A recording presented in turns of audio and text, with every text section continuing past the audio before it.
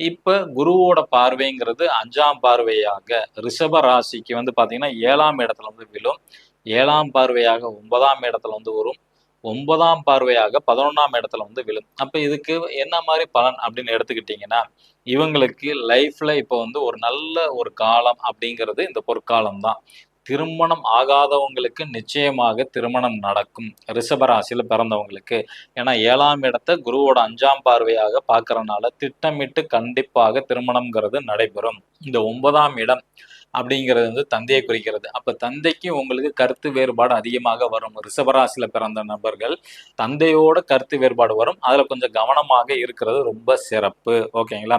அதே மாரி வந்து பார்த்தீங்கன்னா, உங்க சொந்த பந்தம், நண்பர்களோட வந்து பார்த்தீங்கன்னா, சின்ன சின்ன கருத்து வேறுபாடுகள் வரும். ஏன்னா, கம்யூனிகேஷன் கேப் வந்து வரதுக்கான வாய்ப்புகள் அதிகம் உண்டு.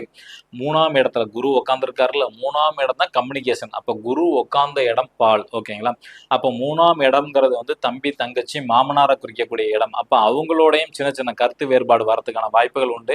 அதே மாரி 3ஆம் இடம் தான் முயற்சி, வீரியம், வெற்றி அப்படின்னு குறிக்கக்கூடிய இடங்கள். அப்ப அதுலலாம் உங்களுக்கு வந்து பார்த்தீங்கன்னா, ஒரு சோர்வு வந்து ஏற்படும். ஏன்னா 3ஆம் இடம் முயற்சி இருந்தா தான் வெற்றி அடைய முடியும். அங்க முயற்சி தடைபடுறதுக்கான வாய்ப்புகள் அதிகமாக உண்டு.